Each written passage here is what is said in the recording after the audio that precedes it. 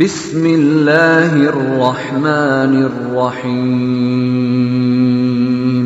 رب هب لی حکما والحقنی بالصالحین۔ اعوذ باللہ من الشیطان الرجیم، بسم اللہ الرحمن الرحیم۔ آج کی ویڈیو بہت اہم ہے۔ اس ویڈیو میں نے کوشش کی ہے کہ تمام صحیح احادیث کو اکٹھا کر ایک ویڈیو کے اندر رکھوں اور سارے ریفرنسز آپ کے سامنے رکھوں۔ اس کی اشد ضرورت ہے ہمیں آج۔ حضرت امام مہدی کو لے کے اور اینڈ آف ٹائمز کو لے کے بہت سے لوگ ایک تو خود بھی غلط فہمیوں کا شکار ہیں اور ساتھ وہ دوسرے لوگوں میں بھی غلط فہمیاں پھیلا رہے ہیں۔ اب وہ انٹینشنلی پھیلا رہے ہیں یا کم علمی میں پھیلا رہے ہیں، لیکن اس کا نقصان یہ ہو رہا ہے کہ غلط عقائد لوگوں میں بنتے جا رہے ہیں حضرت امام مہدی کو لے کے اور اینڈ آف ٹائمز کے مختلف معاملات کو لے کے۔ بہت ضروری ہے لوگوں کو سمجھانا کہ حضرت امام مہدی، صحیح حدیث حضرت امام مہدی کے بارے میں کیا کہتی ہیں اور صحیح عقیدہ حضرت امام مہدی کو لے کر وہ کیا ہے، اور اسی لیے یہ ایفرٹ ہم نے کی ہے۔ تو اللہ سے امید کرتے ہیں کہ اللہ تعالیٰ اس ایفرٹ کو قبول کر لے اور اس سے لوگوں کی اصلاح کا اللہ تعالیٰ اس کو ذریعہ بنا دے، آمین۔ ہم اپنا سٹارٹ کرتے ہیں حضرت امام مہدی کی سب سے پہلی نشانی کا۔ حضرت امام مہدی کی سب سے پہلی نشانی کیا ہے؟ صحیح حدیث، ہم جتنی بھی اس ایپیسوڈ میں جتنی بھی حدیث ہم رکھیں گے انشاءاللہ تعالیٰ وہ صحیح حدیث کا تجزیہ ہوگا۔ اس میں اگر ہم ایک حسن حدیث ملائیں گے بھی تو اس حسن حدیث کو ہم جسٹیفائی کریں گے صحیح حدیث کے ساتھ رکھ کے۔ سب سے پہلے ہم سٹارٹ کرتے ہیں اس حدیث سے جس میں رسول اللہ صلی اللہ علیہ وسلم نے فرمایا، تمام حدیث کا مفہوم ہے، اللہ تعالیٰ کمی بیشی معاف فرمائے، کہ حضرت امام مہدی جو ہے وہ حضرت فاطمہ رضی اللہ عنہ کی اولاد میں سے ہوں گے، یعنی حضرت علی اور حضرت فاطمہ رضی اللہ عنہ کی اولاد میں سے ہوں گے۔ یہ ہمیں صحیح حدیث سے یہ چیز مل جاتی ہے کہ ان کا گھرانہ جو ہوگا وہ حضرت علی اور حضرت فاطمہ رضی اللہ عنہ یعنی کہ حضرت حسن اور حضرت حسین رضی اللہ عنہ کی اولاد میں سے ہوں گے۔ اس میں ہمیں ایک ضعیف حدیث مل جاتی ہے جو حضرت حسن رضی اللہ عنہ کے بارے میں ہے کہ حضرت امام مہدی جو ہیں وہ حضرت حسن رضی اللہ عنہ کی اولاد میں سے ہوں گے۔ چونکہ وہ ٹکرا نہیں رہی ہے صحیح حدیث سے، اس لیے وہ ہمیں چیز آسانی ہو جاتی ہے سمجھنے میں کہ حضرت حسن کی اولاد میں سے ہوں گے۔ ان اینی کیس حضرت فاطمہ والی حدیث صحیح ہے تو اس کو بھی اگر ہم رکھیں تو ہمارے لیے یہ چیز سمجھنی بڑی آسان ہو جاتی ہے کہ وہ اہل بیت میں سے ہوں گے۔ جس حدیث میں یہ ذکر ہے کہ حضرت امام مہدی کا نام جو ہے رسول اللہ صلی اللہ علیہ وسلم کے ناموں میں سے ہوگا اور ان کے والد کا نام نبی پاک صلی اللہ علیہ وسلم کے والد جیسا ہوگا، تو اس حدیث میں جہاں ذکر ہے نام کا حضرت امام مہدی کے اور ان کے والد کے نام کا، اس سے پہلے ان کے اہل بیت ہونے کا ذکر ہے۔ یعنی کہ جو پہلا جو چیک ہے جو ہم نے لگانا ہے حضرت امام مہدی کی نشانیوں کو لے کے، اگر کسی شخص میں ہم نے دیکھنا ہے تو سب سے پہلے اس کو یہ دیکھنا ہے کہ آیا وہ حضرت فاطمہ رضی اللہ عنہ کی اولاد حضرت حسن رضی اللہ عنہ کی اولاد میں سے ہے یا نہیں ہے۔ اگر تو وہ ان کی اولاد میں سے ہے، ان کے پاس اس کا ثبوت ہے، تو ثبوت ہونا بہت ضروری ہے، اس کے بغیر تو حضرت امام مہدی کو آپ نہیں پہچان سکیں گے۔ یہ سب نشانیاں جو ہیں یہ ثبوت کے ساتھ ہیں۔ ایسی کوئی اٹھ کے کہہ دے کہ میں مہدی ہوں تو اس کو ثبوت دینا پڑے گا۔ پہلی بات تو یہ کہ کوئی خود کہے گا نہیں کہ میں مہدی ہوں، کیونکہ یہ ان کی حدیث میں ہمیں یہ ملتا ہے، ان کے بارے میں جو حدیث میں ہمیں یہ ملتا ہے کہ حضرت امام مہدی جو ہے خود وہ بیعت لینے کے لیے وہ رضامند نہیں ہوں گے، زبردستی ان کے ہاتھ پر بیعت لی جائے گی۔ اس کے بعد اللہ تعالیٰ ان کو فہم عطا فرمائیں گے اور اللہ تعالیٰ ان کو یہ شرح صدر عطا فرمائیں گے کہ وہ مہدی ہیں اور یہ رول انہی کا ہے جو آگے انہوں نے پلے کرنا ہے۔ اس سے پہلے وہ ذمہ داری کو لینے کے لیے تیار نہیں ہوں گے، اور وہ حدیث ملتی ہے کہ حضرت امام مہدی کو اللہ تعالیٰ ایک ہی رات میں اللہ تعالیٰ ان کی اصلاح فرما دیں گے، یعنی کہ وہ جس ذمہ داری کو لینے کے لیے وہ تیار نہیں ہے۔ کیوں؟ کیونکہ وہ اتنی بڑی ذمہ داری ہے پوری مسلم امہ کی، اور پوری امت اس وقت جس حال میں وہی ہمارے سامنے ہے، تو اللہ تعالیٰ ان کو شرح صدر فرما دیں گے کہ آپ ہی وہ مہدی ہیں، آپ ہی وہ مسیحا ہیں جس کا ذکر حدیث میں ملتا ہے کہ آپ نے آگے وہ رول پلے کرنا ہے۔ پھر وہ اللہ تعالیٰ ان کو جب شرح صدر فرما دیں گے پھر وہ اس رول کو پلے کرنے کے لیے بالکل تیار ہو جائیں گے، الحمدللہ۔ تو ہم آتے ہیں ان کی نشانیوں کی طرف۔ تو اس لیے ان کی نشانیوں کو سمجھنا بہت ضروری ہے، کیونکہ وقت جب آ جائے گا جب سارے معاملات احادیث کے مطابق سامنے نظر آ جائیں گے کہ نشانیاں پوری ہو رہی ہیں، دور سامنے آ گیا حضرت امام مہدی کا، حضرت امام مہدی کو تلاش کرنا ہے، تو جو اہل مدینہ ہوں گے، مدینہ والے ہوں گے، ان کو پتہ ہوگا کہ وہ فیملی کون سی ہے جس فیملی میں تلاش کرنا ہے. اس لیے سب سے بڑی نشانی وہ فیملی ہے. تو اس فیملی میں سے ہونا ان کا، اور وہ اہل مدینہ میں سے ہوں گے. میں آگے چل کے ایکسپلین کرتا ہوں کہ اہل مدینہ میں سے ہوں گے. حدیث کے الفاظ ہیں کہ وہ اہل مدینہ میں سے ہوں گے. وہ دنیا کے کسی اور ملک سے ان کا تعلق نہیں ہوگا، کہ دنیا کے کسی اور شہر سے ان کا تعلق نہیں ہوگا. وہ صرف اور صرف مدینہ سے ہوں گے. یہ حدیث ہمیں بتاتی ہے. جب حدیث میں چیز کلیئر ہو جاتی ہے تو اس کے بعد ہمیں ifs اینڈ بٹس کی اگر مگر کی گنجائش ختم ہو جاتی ہے. تو جس حدیث میں بتایا گیا ہے ان کے نام کا، اس سے پہلے ان کا ذکر ہے کہ وہ اہل بیت میں سے ہوں گے، یعنی کہ حضرت فاطمہ رضی اللہ عنہ، حضرت علی رضی اللہ عنہ کی اولاد میں سے ہوں گے، حضرت حسن کی اولاد میں سے ہوں گے. اس کے بعد آتی ہے بات ان کے نام کی، کہ ان کا نام نبی پاک صلی اللہ علیہ وسلم کے نام جیسا ہوگا. تو اس میں ہمیں صحیح بخاری میں، صحیح مسلم میں احادیث مل جاتی ہیں، متفق علیہ احادیث ہیں، جس میں بتایا گیا رسول اللہ صلی اللہ علیہ وسلم نے اپنے 5 نام بتائے ہیں: احمد، محمد صلی اللہ علیہ وسلم، ماہی، حاشر اور عاقب. اس کے علاوہ قرآن میں بھی اللہ تعالیٰ نے ان کو مختلف نام عطا فرمائے ہیں. تو ان میں سے کوئی بھی نام ان کا ہو سکتا ہے. حضرت امام مہدی کا، مہدی ان کا لقب ہوگا. Basically Mahdi means the guided one, جس کو اللہ تعالیٰ ہدایت عطا فرما دیں.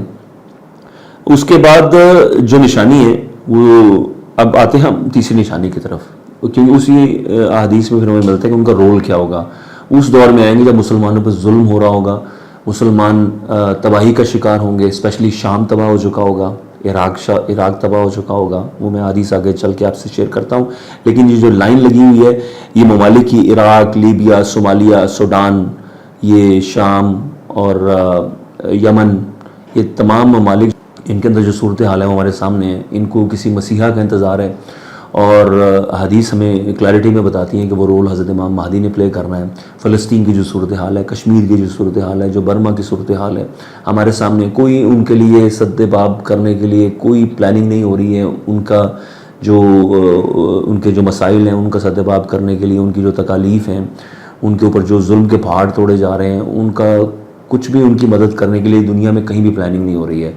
تو یہ اللہ کا قانون ہے کہ جب ظلم حد سے بڑھتا ہے تو پھر اللہ تعالیٰ پھر ایک مسیحا مقرر فرماتے ہیں. اور اسی دور کے مسیحا کے بارے میں رسول اللہ صلی اللہ علیہ وسلم کی حدیث ہمارے سامنے ہے کہ اس مسیحا نے آنا ہے، اور وہ دور بہت قریب ہے. میں آگے چل کے اس کی ایکسپلینیشن دیتا ہوں، لیکن پہلے ہمیں سمجھنا ہے کہ انہوں نے اس دور میں آنا ہے جب مسلمانوں پر ظلم کے پہاڑ توڑے جا رہے ہوں گے، اور ان میں آپس میں بھی حرج کی صورتحال ہوگی. حرج ہوتا ہے، رسول اللہ صلی اللہ علیہ وسلم نے فرمایا، حرج کا مطلب ہے کہ مسلمان ایک دوسرے کو ماریں گے. اب آپ دیکھ لیں، یمن میں، شام میں، عراق میں، یہ ان ممالک میں مسلمان آپس میں ایک دوسرے کو مار رہے ہیں. اور جو خانہ جنگی کی صورتحال ہے، لیبیا، سوڈان، صومالیہ، سارے ہمارے سامنے ہیں، مسلمان ایک دوسرے کو مار رہے ہیں. یہ حرج ہے، اور یہ حرج بھی قیامت کی نشانیوں میں سے ہے. حرج کو ملائے وہن کے ساتھ. وہن کے اوپر حدیث ہے جس میں رسول اللہ صلی اللہ علیہ وسلم نے فرمایا کہ کفار تم پر ایسے ٹوٹیں گے جیسے بھوکا کھانے پر ٹوٹتا ہے. صحابہ نے پوچھا کہ کیا ہم اس وقت تعداد میں کم ہوں گے؟ تو رسول اللہ صلی اللہ علیہ وسلم نے فرمایا تم تعداد میں بھی زیادہ ہوگے. پھر اسلحے کے بارے میں بتایا، اسلحہ بھی ہوگا، سب کچھ ہوگا، یعنی کہ آپ کے پاس وسائل کی کمی نہیں ہوگی. لیکن پھر بھی جو کفار ہیں، جو دشمن ہیں، وہ مسلمانوں کو تباہ و برباد کریں گے، ان کے اوپر ظلم کریں گے. ان کے اوپر جس طرح ہمارے سامنے عراق کی انویژن، افغانستان انویژن، یہ سارے ہمارے سامنے ہیں. 9/11 کو بنیاد بنا کر ایک بہت بڑا دھوکہ تھا مسلم امہ کے ساتھ. پوری دنیا کو دھوکہ دیا انہوں نے، زائنسٹ نے. 9/11 کا ڈرامہ کر کے، اس ڈرامے کو بنیاد بنا کے، دجل کا آغاز وہاں سے ہوتا ہے، جہاں سے صدی کا آغاز ہوتا ہے وہیں سے دجل کا آغاز ہوتا ہے. اس کو ہم نے ایکسپلین کیا اپنے 8 پوائنٹ حدیث کے ایپیسوڈ میں کہ یہ دجل کا جو آغاز ہوا تھا، اسی کا 8واں پوائنٹ، آخری جو فرسٹ پوائنٹ 9/11 تھا، جو بلڈنگز گرائیں اس کی بنیاد بنا کے اسلاموفوبیا کریٹ کر کے افغانستان، عراق اور پھر تمام دوسرے ممالک میں خانہ جنگی کی صورتحال کریٹ کر کے مسلم ممالک کو تباہ کیا گیا. یہ وہ وہن کی بات تھی اس حدیث میں کہ جب ہم بیٹھ کے تماشا دیکھیں گے اور ہم ڈیفینڈ نہیں کریں گے اپنے مسلمان بھائیوں کو، بہنوں کو، اور خاموش تماشائی بن کے زیادہ سے زیادہ مذمت کر لیں گے، مذمتی بیان دیتے رہے مسلمان. بلکہ سعودی عرب نے تو جو کنگ عبداللہ تھا اس وقت، جو ڈی فیکٹر رولر تھا سعودی عربیہ کا اس وقت، کیونکہ جو اصل کنگ فہد تھا وہ تو اس وقت بیڈ پہ تھا، اور جو کرتا دھرتا تھا سعودی عرب کا وہ کنگ عبداللہ تھا. اس نے تو باقاعدہ لیٹر لکھ کے اجازت دی امریکہ کو، بلکہ اجازت کیا، اس نے خوش آمدید کہا، ویلکم کہا کہ آپ آئیں اور ان سے دنیا کو آزاد کروائیں، یہ دہشت گرد ہیں، یہ افغانستان والے اور عراق والے، ان کو ماریں اور دنیا کو ان دہشت گردوں سے آزاد کریں۔ تو انہوں نے ان کو ویلکم کیا اور ان کو پش کیا اور ان کو بلکہ سپورٹ کیا۔ یہ سارا معاملہ ہمارے سامنے ہے۔ وہن کا شکار ہو گئی امت، دنیا کی محبت، وہن کا مطلب ہے دنیا کی محبت اور موت کا ڈر۔ یہ دنیا کی محبت اور موت کے ڈر کی وجہ سے ہمارے اوپر یہ جو آج حالات آئے ہیں وہ اسی وجہ سے آئے ہیں، وہن کی وجہ سے آئے ہیں۔ ہم نے جہاد چھوڑ دیا، ہم نے اصل جو دین کی بنیاد تھی جہاد، ہم نے اس کو چھوڑ دیا۔ اور حضرت امام مہدی کا جو سب سے بڑا رول ہے، انہوں نے آ کر اسی جہاد کو زندہ کرنا ہے، یہ ان کا سب سے بڑا رول ہے۔ اور اس وقت جتنی اس وقت ضرورت ہے میرے خیال سے اتنی مسلم امہ کو کبھی ضرورت نہیں رہی، اتنی ضرورت نہیں رہی جتنی آج ضرورت ہے، کیونکہ آج انتہا ہو چکی ہے ظلم کی۔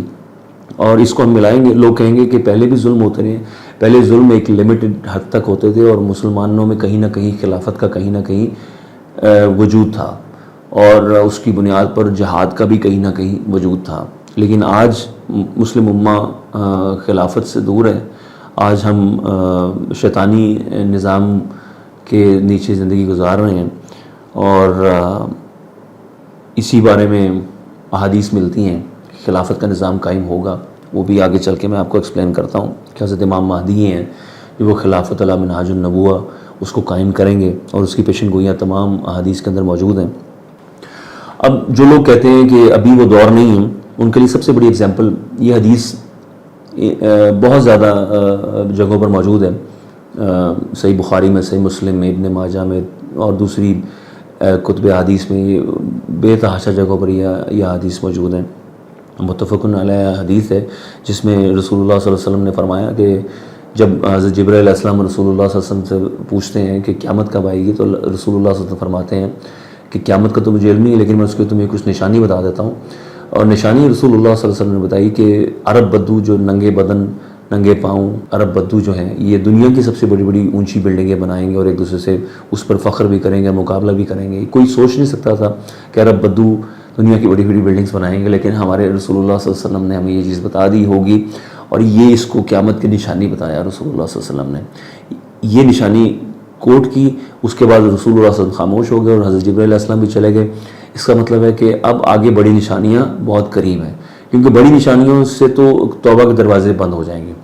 وہ ہمیں حدیث ملتی ہے کہ دجال اور دعوت الارض اور جو سورج کا نکلنا، یہ تین نشانیاں یہ کنیکٹڈ ہیں، آگے پیچھے ہیں، اور ان کے ساتھ ہی ان تینوں نشانیوں کے ساتھ توبہ کا دروازہ بند ہو جائے گا۔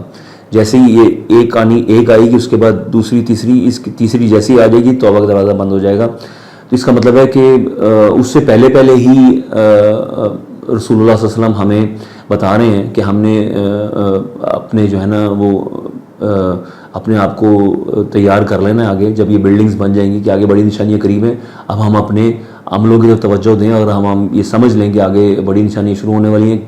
اس سے پہلے رسول اللہ صلی اللہ علیہ وسلم نے فرمایا کہ اپنے اعمال درست کر لیں اور نیک عمل کر لیں اور اپنے ایمان کی حفاظت کر لیں، فتنوں سے بچ جائیں۔ دجال آگے قریب ہے، دجال سے پہلے کی جو فتنوں سے بچے گا وہ دجال سے بھی بچ جائے گا۔ اس لیے ہمیں آج کل کے فتنوں کو سمجھنا بہت ضروری ہے، کہ پہلے سمجھیں گے تبھی اس سے بچنے کا پلان کریں گے، اس لیے سمجھنا بہت ضروری ہے۔ ساری ایفرٹ ہماری یہی ہے کہ ہم اپنی ایک تو اینڈ آف ٹائمز کی حدیث ہیں ان کو ہم اچھی طریقے سے سمجھ لیں، اور ہم یہ سمجھ لیں کہ ہم اس دور میں داخل ہو چکے ہیں اور 100% ہم اس دور میں داخل ہو چکے ہیں، اس میں 1% بھی شک کی گنجائش نہیں ہے۔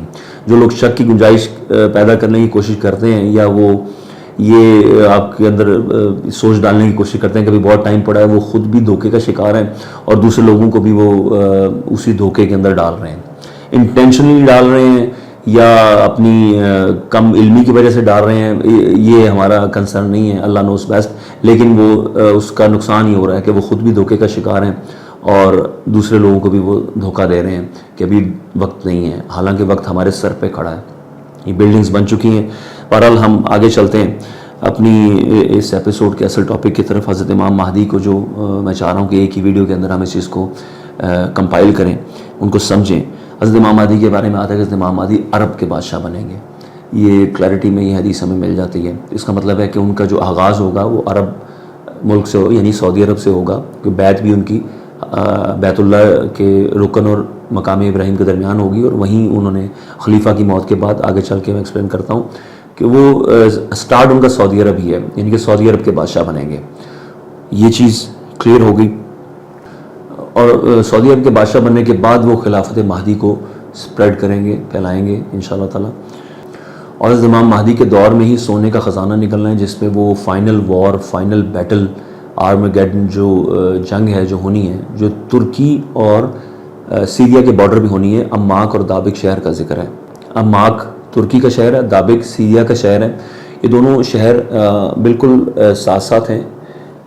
ایک ترکی کے اندر آ جاتا ہے، ترکی کے نقشے کے اندر، اور ایک اسی کے پیرلل اگر آپ دیکھیں وہ سیریا کا باؤنڈری ہے، اس کے اندر آ جاتا ہے. دونوں ایک ہی لائن کے اندر ہیں. اور ساتھ ہی ان کے دریائے فرات ہے جو نکل رہا ہے. دریائے فرات ترکی سے نکلتا ہوا یہ انٹر ہوتا ہے سیریا میں، وہاں سے جاتا ہے عراق میں، عراق سے پھر یہ سمندر میں مل جاتا ہے جا کے. تو یہ دریائے فرات جو ہے اور یہ جو ایریا بنتا ہے اماک، دابق اور دریائے فرات کا، اس حصے میں وار ہے. اور ہمیں یہ چیز پتہ چلتی ہے کہ سونے کا خزانہ وہاں نکلے گا، وہاں پر اس خزانے کے لیے پوری دنیا آئے گی لڑنے. اور اس چیز کو ہم نے ایکسپلین کیا، غالباً 2 ایپیسوڈ ہم اس پہ بنا چکے ہیں ڈیفرنٹ. سونے کے خزانے کو ہم نے ایکسپلین کیا ہے. جنہوں نے نہیں دیکھا ہمارے وہ اس میں جا سکتے ہیں، ویڈیوز کی لسٹ میں جا کے تھمبنیل میں چیک کر لیں، سونے کا خزانہ ان کو مل جائے گا. اس میں ہم نے چیزیں ایکسپلین کی ہوئی ہیں، وہاں پہ آپ جا کے دیکھ سکتے ہیں. حضرت امام مہدی کے دور میں سونے کا خزانہ نکلے گا. فائنل بیٹل ہوگا. فائنل بیٹل حضرت امام مہدی کی ہی سرپرستی میں ہوگا، کیونکہ اس کی سب سے بڑی دلیل ہے کہ ان حدیث میں جس میں فائنل بیٹل کا ذکر ہے، اس میں ذکر یہ بھی ہے کہ اینڈ میں اس کے جب فائنل بیٹل جب ختم ہوگا تو دجال پھر آ جائے گا. اور ہمیں پتہ ہے کہ جب دجال آ جائے گا تو اس کے بعد پھر اس کو مارنے کے لیے حضرت عیسیٰ علیہ السلام آئیں گے. اور حضرت عیسیٰ علیہ السلام ہمیں یہ بھی پتہ ہے کہ وہ حضرت امام مہدی کے پیچھے نماز بھی پڑھیں گے. تو یہ سب چیزیں کنیکٹڈ ہیں. یہ کوئی کہے کہ نہیں جی فائنل بیٹل کا حضرت امام مہدی سے تعلق نہیں ہے، وہ غلط فہمی کا شکار ہے. فائنل بیٹل حضرت امام مہدی کی خلافت مہدی کے انڈر ہی ہوگا، اور غزوہ ہند بھی حضرت امام مہدی کی خلافت مہدی کے انڈر ہی ہوگا. اور اس کے بعد دجال نے نکلنے ہیں، اور دجال کے بعد پھر ہر کوئی پناہیں لیں گے. حضرت امام مہدی ہمسیلف وہ پہاڑ پہ پناہ لیں گے. اب ہم اگلے چیک کی طرف آتے ہیں حضرت امام مہدی کے، کہ حضرت امام مہدی ہمیں پتہ ہے صبح فجر کی نماز کے ٹائم حضرت عیسیٰ علیہ السلام کا نزول ہوگا. اور حضرت عیسیٰ علیہ السلام پھر اس وقت آئیں گے تو پھر ان کو امامت کے لیے کہا جائے گا، وہ خود امامت نہیں کرائیں گے. اور اس پہ بڑا کلیئر سٹانس ہے سب کا، سب جتنے مکاتب فکر کے علماء ہیں سب کا اس پہ یقین ہے کہ حضرت عیسیٰ علیہ السلام نے حضرت امام مہدی کے پیچھے نماز پڑھنی ہے. اور وہ حضرت عیسیٰ علیہ السلام حضرت امام مہدی کے پیچھے ہی نماز پڑھیں گے، اور وہ فجر کی نماز ہوگی. ہمیں پتہ ہے کہ وہ قرت کے ساتھ ہوتی ہے. جتنی نمازیں ہیں 5 نمازوں میں سب سے لمبی قرت صبح فجر کی قرت ہوتی ہے. اور ہمیں یہ حدیث سے پتہ چلتا ہے کہ رسول اللہ صلی اللہ علیہ وسلم نے جس میں ہمیں اس کے پیرامیٹرز بتا دیے، جو طریقہ کار ہے کہ امامت کس نے کروانی ہے، وہ ان کے ہمیں رولز اینڈ ریگولیشن بتا دیے کہ امامت وہ کروائیں گے. سب سے پہلے جو امامت جو کرائیں گے، جو سب سے پہلے ان کے اندر جو کوالٹی ہونی چاہیے وہ ان کا قرآن کا نالج سب سے زیادہ ہونا چاہیے. میں آپ کو ایگزامپل دیتا ہوں. لیٹ سپوز 20 لوگ ہیں، 20 لوگ میں سے ہم کوشچن یہ ہے، لیٹ سپوز ہم کہیں باہر ہیں، سفر میں ہیں، دوران سفر ہیں، ہم 20 لوگوں کا ایک گروپ ہے. اس میں اب امامت کون کروائے گا؟ امامت وہ کروائے گا جس کا قرآن کا نالج زیادہ ہے. یعنی کہ اگر مسجد کا بھی امام جو بنے گا، اس علاقے میں دیکھا جائے گا جس کا قرآن کا نالج سب سے زیادہ ہے وہی امامت کا حقدار ہے. یہاں تو ہمارا سسٹم اور ہے، لیکن اسلام کے اندر یہ ہے. جو احادیث میں 7 احادیث کے ریفرنس چلاتا ہوں، آپ دیکھ لیں.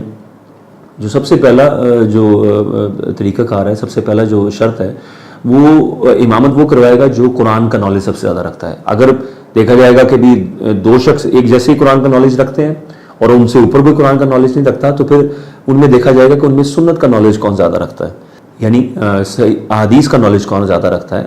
تو وہ جو اس کا نالج زیادہ رکھتا ہوگا پھر اس کو پریفرنس ملے گی، پھر وہ امامت کروائیں گے. اگر دیکھا جائے گا کہ قرآن کا نالج بھی ان کا ایک جیسا ہے، حدیث کا نالج بھی ایک جیسا ہے، پھر جس کی عمر زیادہ ہے پھر ان کو وہ اتھارٹی دی جائے گی کہ وہ امامت کروائیں گے. یہ طریقہ کار ہے، یہ 3 سٹیپس ہیں.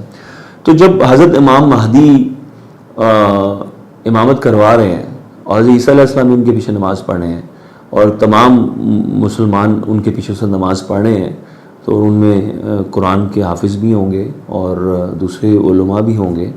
لیکن ایک تو یہ کہ وہ خلیفہ بھی ہیں اور دوسرا وہ امامت بھی کروا رہے ہیں. اس کا مطلب ہے کہ وہ کوئی عام ہستی نہیں ہے.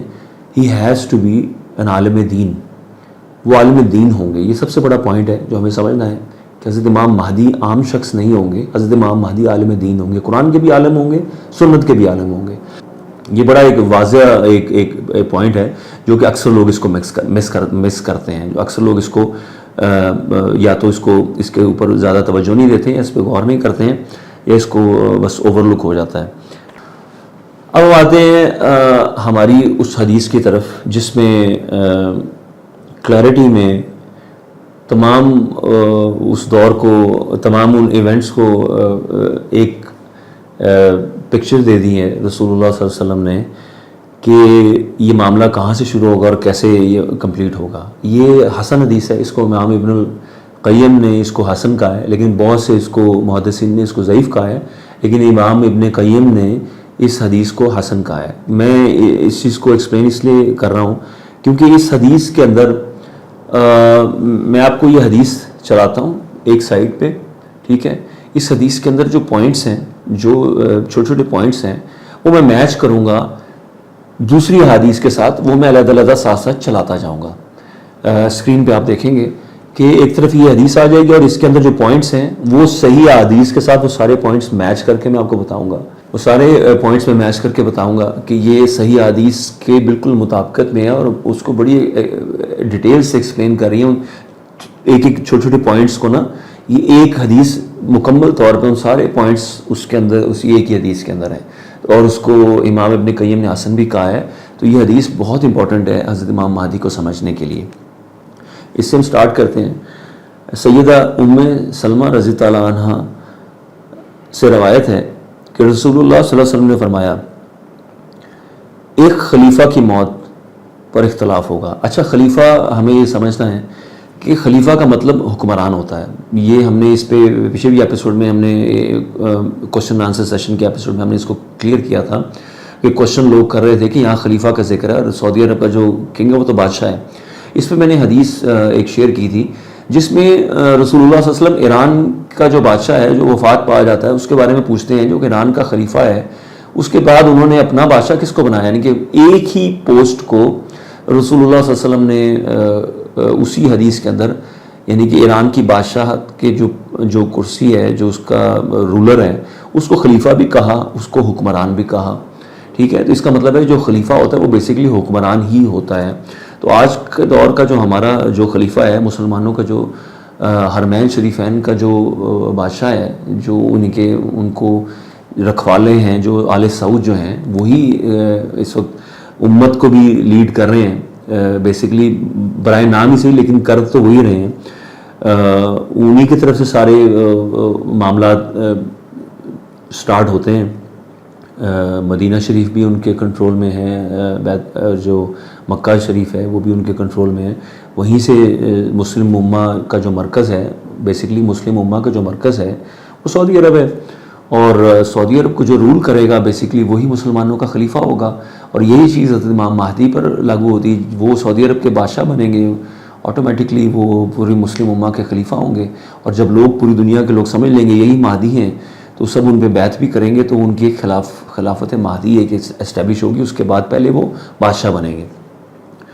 تو جب یہ حدیث میں ہم نے پھر سٹارٹ کرتے ہیں، یہ خلیفہ کی موت پر اختلاف ہوگا۔ موت پر اختلاف ہوگا یعنی کہ اس کے بعد بادشاہ کون بنے گا، اس پہ اختلاف ہو جائے گا۔ اس پہ ہمیں ایک ضعیف حدیث ملتی ہے جس میں لیکن وہ مستدرک صحیح حین کی مستدرک میں اس صحیح چین کے ساتھ بھی وہ حدیث موجود ہے جس میں 3 شہزادے لڑیں گے۔ اب اس کو ہم ملائیں گے، یہ استدلال کر رہے ہیں اس حدیث سے کہ بادشاہ کی موت کے بعد اختلاف ہے، اس اختلاف کو ہم ملا رہے ہیں 3 شہزادے لڑیں گے، کیونکہ اس میں بھی حضرت امام مہدی کا ذکر ہے کہ ان 3 شہزادوں میں سے کسی کو بھی وہ خزانہ نہیں ملے گا جس کی وجہ سے جس کے اوپر وہ لڑ رہے ہوں گے۔ خزانہ مراد آپ سعودی عرب کی جو رولرشپ ہے، بیسیکلی جو کنگ شپ ہے، یہ خزانہ ہی ہے، کیونکہ یہ پیٹرول کو بھی کنٹرول کرتے ہیں اور یہ مسلم ورلڈ کو بھی کنٹرول کرتے ہیں، تو بیسیکلی یہ اسی خزانے کی بات ہو رہی ہے۔ حکومت کا جو خزانہ ہے جو سعودی عرب کے پاس، جو بیسیکلی ویسے تو بیت اللہ کے نیچے بھی خزانہ ہے، وہ بھی ہمیں پتہ ہے، وہ دوسری حدیث سے ملتا ہے۔ اچھا، یہ اب دیکھ لیں کہ موت پر اختلاف ہوگا۔ اس کے بعد آگے حدیث بتاتی ہے کہ پھر ایک شخص مدینہ سے نکلے گا، اہل مدینہ میں سے ایک شخص نکلے گا۔ حدیث بتا رہی ہے اہل مدینہ میں سے ایک شخص نکلے گا، یعنی کہ مدینہ میں سے ہوں گے، یہ بہت بڑا پوائنٹ ہے، اور بھاگتا ہوا پھر وہ مکہ کی طرف پناہ لے گا۔ پھر اہل مکہ اس کو تلاش کریں گے اور اس کو نکال کر لائیں گے بیت اللہ کے پاس، اور پھر بیت اللہ پہ ان کے ہاتھ پر بیعت کی جائے گی. وہ بیعت کرنے کو پسند نہیں کر رہے ہوں گے لیکن ان پر زبردستی بیعت کی جائے گی. اہل مکہ کا بھی ذکر آ گیا یہاں پہ. اہل مکہ اب کیوں ان کو پہلی بات تو یہ کہ وہاں سے بھاگیں گے کیوں؟ مدینہ سے، اہل مدینہ ہیں، مدینہ سے کیوں بھاگیں گے؟ بھاگیں گے اس لیے، یہ کامن سینس کی تھوڑی سی انالیسس اس کے میں اپنے دے رہا ہوں، وہ یہ ہے کہ جب بادشاہ کی موت کے بعد اختلاف ہوگا تو اختلاف کے بعد شخص وہاں سے مدینہ سے نکلیں گے. ٹھیک ہے، اب پہلے کیوں نہیں نکلیں گے کہ اختلاف ہو گیا. اب اختلاف ہو گیا، اب وہ ملک میں انتشار ہے، اب بادشاہت نہیں مل رہی کسی کو، تو لوگ پھر سمجھ لیں گے کہ امام مہدی کا دور آ چکا ہے، تو ان پہ نشانیاں فٹ بیٹھ رہی ہوں گی، اور لوگوں کو پتہ بھی ہوگا کہ یہ حضرت فاطمہ رضی اللہ عنہ کی اولاد میں سے بھی ہیں. تو یہ اہل مدینہ کو بھی پتہ ہوگا، اہل مکہ کو بھی پتہ ہوگا، نظریں ان کی طرف جائیں گی. تو جب نظریں ان کی طرف جائیں گی تو یہ اس وقت اتنی بڑی ذمہ داری لینا نہیں چاہ رہے ہوں گے. جس طرح میں نے آپ کو پہلے بھی ایکسپلین کیا کہ یہ مہدی کا رول ہے، تو وہ تو نہیں سمجھ رہے ہوں گے کہ میں مہدی ہوں، تو وہ اتنی بڑی ذمہ داری تو لینا نہیں چاہ رہے ہوں گے، اس لیے وہ بھاگیں گے، مدینہ سے نکلیں گے، اور اس لیے وہ بیعت بھی نہیں لے لینا چاہ رہے ہوں گے. مکہ میں جائیں گے، اہل مکہ بھی ان کو تلاش کر لیں گے. یعنی کہ وہ بڑی یعنی کہ جانی مانی شخصیت ہوں گی، لوگ ان کو پہچانتے ہوں گے. اہل مدینہ اور اہل مکہ کی بات ہو رہی ہے، وہ پہچانتے ہوں گے، اور لوگ نہیں پہچانتے ہوں گے. اور لوگ تو شاید اللہ تعالیٰ جس کو تھوڑی سی توفیق دے دے گا اس وقت ان کے ساتھ مل کے ان کی تلاش میں کوئی لگ جائے تو لگ جائے. لیکن زیادہ تر اس میں جو رول ہمیں نظر آ رہا ہے وہ اہل مدینہ اور اہل مکہ کا رول نظر آ رہا ہے. وہی لوگ ان کو تلاش کریں گے، وہی لوگ ان کو نکال کر بیعت کے لیے بیت اللہ شریف میں لائیں گے، اور وہاں پر بیعت ہوگی. جب ان کو بیعت کے لیے لایا جائے گا تو شام سے ایک لشکر آئے گا. آپ یہ دیکھ لیں کہ شام کا جو ہے سیریا سے بھی بائی روڈ رستہ آتا ہے یہ سعودی عرب کی طرف. تو لشکر سے مراد کے ٹارگٹ کلرز آئیں گے، کیونکہ بشار الاسد جو ہے، جس ہم نے ایکسپلین کیا تھا کہ حضرت امام مہدی کی جو پہلی لڑائی ہے اسی حدیث کے اندر ہے کہ وہ بنو کلب سے ہے. تو بنو کلب ہم نے آپ کو ایکسپلین کیا تھا کہ بشار الاسد کا جو تعلق ہے بنو کلب سے ہے، تو بنو کلب سے ہی ان کی پہلی لڑائی ہے. اور بشار الاسد کو ہمیں پتہ ہے کہ اس کو خطرہ بھی حضرت امام مہدی سے، حضرت امام مہدی نے اپنا ہیڈ کوارٹر بھی شام کو بنانا ہے، وہ بھی ہمیں حدیث ملتی ہیں. تو بشار الاسد کی اپنی جو ہے وہاں پر جو اس کا ڈکٹیٹرشپ چل رہی ہے وہ خطرے میں آ جائے گی حضرت امام مہدی کے بعد. جب اس کو یہ خبریں ملیں گی حضرت امام مہدی کی تو وہ ٹارگٹ کلرز بھیجے گا ان کو شہید کرنے کے لیے یا ان کو اریسٹ کرنے کے لیے، جو بھی اس کا مقصد ہوگا. بہرحال حضرت امام مہدی کو ٹارگٹ کرنے کے لیے آئیں گے. اب وہ مدینہ میں آئیں گے، مدینہ میں ان کو نہیں ملے ہیں تو ظاہری بات ہے وہ مکہ کی طرف آئیں گے، کیونکہ وہ حضرت امام مہدی مدینہ سے نکل کے مکہ میں پناہ لے چکے ہیں. اب وہ جو لشکر ہے وہ مکہ اور مدینہ کے درمیان ایک جگہ ہے مقام بیدا. اب وہ لشکر مقام بیدا میں اللہ تعالیٰ اس کو دھسا دیں گے. اس حدیث میں مقام بیدا کا بھی ذکر آ گیا. مقام بیدا کا اسی حدیث میں ہے کہ یہ مکہ اور مدینہ کے درمیان والا علاقہ اسی حدیث کے اندر ہے. ٹھیک ہے، اب یہ آپ دیکھیں گے، اب یہ حدیث یہ ایک اسکرین پہ چل رہی ہے، اس پہ میں نے کچھ ہائی لائٹ کی ہیں چیزیں، وہ آپ دیکھتے رہیں، ساتھ ساتھ آپ کو سمجھ آ جائے گی بات. تو یہ آپ دیکھیں صحیح مسلم کی حدیث جو ہم نے چلائی ہے ساتھ، جو صحیح بخاری کی پہلے حدیث ہے مقام بیدا میں لشکر دھنسے گا، پھر صحیح مسلم کی حدیث ہے یہ بتا رہی ہے کہ جب قریش کا ایک شخص پناہ لے گا بیت اللہ میں، اس پہ چڑھائی کے لیے ایک لشکر آئے گا، ان کو مقام بیدا میں دھنسا دیا جائے گا. تو یہ بے تحاشا جگہوں پر یہ حدیث موجود ہے. میں سارے ریفرنس ساتھ لگا دیتا ہوں کہ یہ صحیح مسلم میں بھی کئی جگہوں پر یہ حدیث موجود ہے، اور دوسری کتب حدیث میں صحیح یہ جگہ یہ حدیث موجود ہیں جن میں ہمیں کلیئرٹی میں مل رہا ہے یہ کہ بھی بیت اللہ پہ چڑھائی کرنے آئیں گے. یہ ایک شخص نے بیت اللہ میں پناہ لی ہوگی، قریش سے ہوں گے. وہ دو حدیث ہمیں ملتی ہیں، جو شخص جس نے پناہ لی ہے بیت اللہ میں ان کے بارے میں جو ذکر ہے وہ قریش سے ذکر ہے. اور ہمیں پتہ ہے کہ حضرت علی رضی اللہ عنہ کے جو فیملی بیک گراؤنڈ ہے وہ قریش سے ملتی ہے. حضرت حسن کی بھی آٹومیٹکلی انہیں سے ملتی ہے، رسول اللہ صلی اللہ علیہ وسلم کی بھی انہیں سے ملتی ہے. تو انہیں کے بارے میں بات ہو رہی ہے. بہرحال یہ آپ دیکھ لیں کہ اس حدیث میں یہ جو آپ کی اسکرین پہ چل رہی ہے، جو سارے معاملے کو ایک ہی جس نے پکچر دی ہوئی سارے ایک ہی حدیث کے اندر جو کافی ساری چیزیں موجود ہیں، وہ میں آپ کو تھوڑی تھوڑی کر کے صحیح حدیث ان کو میچ پوائنٹس کر رہا ہوں ان کے، کہ آپ ان کو سمجھ لیجئے کہ یہ حدیث اتنی خوبصورت ہے کہ صحیح حدیث کو ایکسپلین کر رہی ہے، اس دور کو ڈیفائن کر رہی ہے کب ہونے ہیں سارے معاملات. اور اسی حدیث میں یہ لکھا ہوا ہے کہ رکن اور مقام ابراہیم کے درمیان ان کی بیعت کی جائے گی. ٹھیک ہے، اب یہ آپ دیکھ لیں، یہ اب ساتھ اس کے صحیح حدیث ملا لیں کہ رکن اور مقام ابراہیم کے درمیان ان کی بیعت کی جائے گی، یعنی کہ یہ پوائنٹ بھی آپ ساتھ میچ کریں. اب اسی حدیث میں ذکر ہے کہ حضرت امام مہدی جو ہیں وہ اس کے بعد لوگوں میں مال تقسیم کریں گے. اب یہ مال تقسیم کرنے کی حدیث ہے, یہ آپ دیکھ لیں, میں چلا لیتا ہوں. میری امت میں مہدی ہیں جو نکلیں گے. اچھا, حضرت امام مہدی کے بارے میں جو ورڈ یوز ہوا نا, وہ یوز ہوا یخرجو, یعنی کہ نکلنا, ان کا خروج, یعنی کہ ان کا ظہور کا کہیں ورڈ کسی عربک ٹیکسٹ میں یوز نہیں ہوا. یہ ہماری اپنی اصطلاح سے ہم اس کو یوز کر لیتے ہیں ظہور. بیسیکلی یہ ورڈ کہیں ایگزسٹ نہیں کرتا, عربک لینگویج میں کہیں یہ ورڈ ایگزسٹ نہیں کرتا ایز فار ایز حضرت امام مہدی حدیث حضرت کنسرن. اب یہ دیکھیں کہ میری عمر میں مہدی ہیں جو نکلیں گے اور 5 7 یا 9 سال تک زندہ رہیں گے, اور وہ اتنا مال تقسیم کریں گے کہ ایک شخص اٹھا نہ سکے گا. اب یہ ہمیں چیز مل گئی. اس میں اب جو 5 7 یا 9 سال والی بات ہے وہ بھی اس حدیث میں موجود ہے. اس میں مال تقسیم کرنے کی بات ہے وہ بھی اس حدیث میں موجود ہے. یہ آپ دیکھ لیں, ہائی لائٹ کر رہا ہوں چیزیں ساتھ ساتھ, اس کو آپ سمجھ لیں. اور اس کے بعد جو ایک اور میں آپ کے ساتھ حدیث شیئر کرتا ہوں صحیح مسلم کی, جس میں ہے کہ میری امت کے آخری زمانے میں ایک خلیفہ ہوگا جو لپے بھر بھر کے مال دے گا اور اس کو شمار نہیں کرے گا. یہاں پہ مال تقسیم کرنے کی بات ہو رہی ہے, خلیفہ کی بھی بات ہو رہی ہے.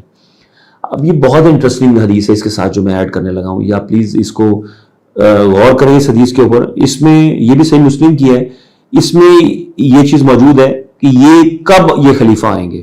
پہلے صحیح مسلم کی حدیث آپ کو بتائیے کہ وہ 7317 7318 7319 یہ 3 حدیث ہیں صحیح مسلم کی جو بتا رہی ہیں کہ میری امت کے آخری زمانے میں خلیفہ ہوگا جو مال تقسیم کرے گا اور اس کو شمار نہیں کرے گا. اب یہ ہوگا کب, اس زمانے کو بھی ڈیفائن کرنے کے لیے ایک اور صحیح مسلم کی حدیث ہے 7315 اور 7316, یہ 2 حدیث ہیں. یہ بتاتی ہیں کہ اس کو اگر آپ اس کا مفہوم سمجھیں تو میں ان کا مفہوم سمجھاتا ہوں اس کا. اس میں عراق کی کرنسی کی ڈیویلیوشن کی بات ہوئی ہے کہ وہ اس کی کرنسی ڈیویلیو کر جائے گی, معاشی طور پہ عراق تباہ ہو جائے گا. اس کے بعد سیریا کی کرنسی کی بات ہوئی ہے کہ وہ بھی ڈیویلیو ہو جائے گی, وہ بھی معاشی طور پر سیریا بھی تباہ ہو جائے گا. کرنسی کا نام لیا گیا عراق کی اور کرنسی کا نام لیا گیا سیریا کی. ٹھیک ہے, اب ہم دیکھ لیتے ہیں عراق. یہ سٹیٹس میں آپ کو ویکیپیڈیا سے اور دوسرے اوتھینٹک سورس سے میں دے رہا ہوں آپ کو. یہ جو عراق ہے, عراق میں امریکن انویژن سے پہلے عراقی جو دینار تھا وہ was equal to 4.2 US dollars, یعنی کہ ایک عراقی دینار کے بدلے آپ کو 4.2 ڈالر ملتے تھے. اور اب صورتحال یہ ہے کہ ایک ڈالر کے بدلے آپ کو 1450 سے زیادہ, یعنی کہ 1450 کے قریب اب عراقی دینار ملتے ہیں ایک US ڈالر کے بدلے. یہ زمین آسمان کا فرق ہے. کرنسی ڈیویلیوشن کا اندازہ آپ لگا لیں اس سے. اس کے بعد آپ سیریا کی کرنسی ڈیویلیوشن دیکھیں. سیریا میں یہ معاملہ جو خانہ جنگی کے اس سے پہلے ایک US ڈالر کے بدلے 46 سیرین پاؤنڈز ملتے تھے, اور اب ایک ڈالر کے بدلے 3000 سے بھی زیادہ اوپر فگر جا چکی ہے. 3000 سے بھی زیادہ سیرین پاؤنڈز ملتے ہیں ایک US ڈالر کے بدلے. زمین آسمان کا فرق ہے. کہاں 1 is equal to 46 اینڈ کہاں 1 is equal to 3000, more than 3000. تو یہ کرنسی ڈیویلیوشن آپ دیکھ لیں. اب 2 ملکوں کی کرنسی ڈیویلیوشن کی بات ہوگی, پھر وہی بات آ رہی ہے اسی حدیث میں کہ ایک خلیفہ آئیں گے اور وہ مال تقسیم کریں گے اور گنتی نہیں کریں گے. انہی خلیفہ کی یعنی امام مہدی کی بات ہوگی, جس میں ہم واپس چلتے ہیں اپنی اس حدیث کی طرف. مال تقسیم کریں گے, پھر ہم نے اس کو ملایا اس حدیث سے جس میں تھا مہدی ہوں گے جو مال تقسیم کریں گے. ٹھیک ہے, یہ ان کے ساتھ مخصوص ہے بات. اور یہی جو صحیح مسلم میں جن کا ذکر ہو رہا ہے خلیفہ کا مال تقسیم کرنے والا, یہ وہی مہدی ہے جن کا ذکر ہو رہا ہے, یہ کوئی اور نہیں ہے. اور ہمیں ڈیفائن بھی ہو گیا دور. عراق بھی معاشی طور پر تباہ ہو چکا ہے, سیریا بھی معاشی طور پر تباہ ہو چکا ہے, اور اسی حدیث کا جو تیسرا پوائنٹ ہے وہ امام مہدی کا آنا ہے. یعنی کہ اب ہم بہت قریب ہیں اس دور کے. اس میں ہم اس کو اب ڈینائی نہیں کر سکتے. ہم جان بوجھ کرنا چاہیں یا کم علمی کی طرف سے کرنا چاہیں تو یہ علیحدہ بات ہے, لیکن اگر آپ تھوڑا تدبر کریں گے حدیث کے اوپر اور پریزنٹ سچویشن کے اوپر, تب انکار کی 1% بھی گنجائش نہیں ہے کہ ہم حضرت امام مہدی کے دور کے بالکل قریب کھڑے ہیں اس وقت. اس کے بعد آ جاتے ہیں اگلے پوائنٹ کی طرف جو اس حدیث میں اتنی خوبصورتی سے ڈیفائن کیا گیا ہے یہ دیکھیں کہ اس میں رسول اللہ صلی اللہ علیہ وسلم فرما رہے ہیں کہ وہ سنت کے مطابق، یعنی کہ نبی پاک کی سنت کے مطابق وہ حکومت قائم کریں گے اور پوری دنیا میں اسلام کو مضبوط کریں گے، یعنی کہ خلافت قائم کریں گے. سیدھی خلافت کی بات ہو رہی ہے. اب آپ یہ دیکھیں، اس کو ملائیں. مسند احمد کی صحیح حدیث ہے کہ جس میں رسول اللہ صلی اللہ علیہ وسلم نے فرما دیے وہ 5 دور کہ رسول اللہ صلی اللہ علیہ وسلم کی جو نبوت ہے، اس کے بعد ایک دور ہے ایسی خلافت جو نبی پاک صلی اللہ علیہ وسلم کی نبوت کے منہج پر ہوگی، یعنی کہ خلافت علی منہاج النبوہ، ایسی خلافت جو نبی پاک صلی اللہ علیہ وسلم کی سنت کے مطابق کی جائے گی. وہ اس کو دوسری حدیث سے ملا لیں، وہ 30 سال کا دور ہمیں ملتا ہے، پتہ چلتا ہے. ان میں وہ 30 سال کا دور پتہ چل گیا. حضرت ابوبکر صدیق، حضرت عمر رضی اللہ عنہ اور حضرت عثمان رضی اللہ عنہ، حضرت علی رضی اللہ عنہ اور حضرت حسن رضی اللہ عنہ، ان 5 خلفائے راشدین کا ذکر ملتا ہے 30 سال کی خلافت کا. اب اس کے بعد پھر ملوکیت اور بادشاہت شروع ہو جائے گی. ٹھیک ہے، وہ اس کے سٹیپس ہیں. پھر اس کے ایک اس کا پہلا فیز ہے، پھر اس کا ایک ورسٹ فیز ہے. جو پہلے فیز میں ہم نے دیکھا کہ وہ اس میں خلافت عثمانیہ بھی آ جاتی ہے، جس میں ظلم بھی ہوگا، خیر بھی ہوگی. وہ بہت سی حدیث اس پہ ایکسپلینیشن دیتی ہیں کہ یہ جو بنو امیہ کی، پھر بنو عباس کی، پھر اس کے بعد یہ خلافت عثمانیہ، یہ سارا پیریڈ جاتا ہے 1922 تک جاتا ہے. ٹھیک ہے، تو 1922 کے بعد پھر ایک ایسی بادشاہ شروع ہوتی ہے جو ظلم و جبر والی ہوتی ہے. جس طرح فلسطین کو حوالے کر دیا گیا اسرائیل کے، اور اس کے اوپر کچھ بھی نہیں کیا گیا، اور ساری چیزیں ہمیں پتہ ہے کہ یہ آل سعود کا جو اس میں کردار تھا، جو اس میں رول تھا، وہ سب چیزیں چھپی ہوئی نہیں ہیں. وہ ایک ظلم اور جبر والی ایک بادشاہت مسلط ہوئی. اور اس کے بعد جو فیز ہے، اس بادشاہت کے بعد کا جو فیز ہے وہ یہ ہے، واپس وہی خلافت آئے گی جیسی خلفائے راشدین کے دور میں تھی، خلافت علی منہاج النبوہ. وہ حدیث میں چلا دیتا ہوں، یہ مسند احمد کی آپ دیکھ لیں. اس میں آپ کو ہائی لائٹ کر دیتا ہوں. پھر ایک ایسی خلافت قائم ہوگی جو نبوت کے منہج پر ہوگی، وہ آخری سٹیپ ہے. اس کے بعد پھر ہمیں پتہ چلتا ہے حضرت امام مہدی کے بعد پھر دجال، اور پھر حضرت عیسیٰ علیہ السلام، پھر حضرت امام مہدی کا 7 سے 9 سال کا ان کا دور حکومت، اس کے بعد ان کا وفات پا جانا. یہ اس حدیث میں مل جاتا ہے کہ ان کی وفات ہو جائے گی. اور اس کے بعد عیسیٰ علیہ السلام آ جائیں گے. پھر وہ 40 سال ان کا ہے، لیکن وہ تو ایک اور دور ہے، اس میں یاجوج ماجوج نے بھی آنا ہے، اس میں اور مسائل ہیں. بڑی نشانیوں کی طرف اس کو پھر ہم چلے جائیں گے. وہ تو ہم قیامت کے قریب ہیں. وہ تو یہ تو بڑی نشانیوں سے پہلے یہ خلافت علی منہاج النبوہ جو قائم ہونی ہے، اس کی بات ہو رہی ہے. یہ آخری سٹیج ہے امت کی. بڑی نشانیوں سے پہلے کی آخری سٹیج ہے کہ ایسی خلافت قائم ہوگی جو نبوت کے منہج پر ہوگی. اس کے بعد بڑی نشانیاں شروع ہو جائیں گی. یہ چیز بڑی انڈرسٹوڈ قسم کے یہ باتیں ہیں جو حدیث میں ہمیں مل جاتی ہیں. یہ حدیث جو ہے اس کو میں نے ملایا آپ کے ساتھ، تمام صحیح حدیث کے تھوڑے آپ کو ان کے اندر جو پوائنٹس تھے سارے میچ کیے اس حدیث کے ساتھ. اس حدیث میں جو ایکسٹرا باتیں پتہ چلتی ہیں وہ یہ پتہ چلتی ہیں کہ خلیفہ کی موت کے بعد یہ سارا کام شروع ہوگا، اور اس کے بعد حضرت امام مہدی کی طرف لوگ دیکھیں گے. وہ مدینہ سے ہوں گے، مدینہ سے نکلیں گے، مکہ میں جائیں گے، مکہ والے ان کو ڈھونڈیں گے. مکہ والے، صرف مکہ والوں کا ورڈ یوز ہے، keep that in mind please.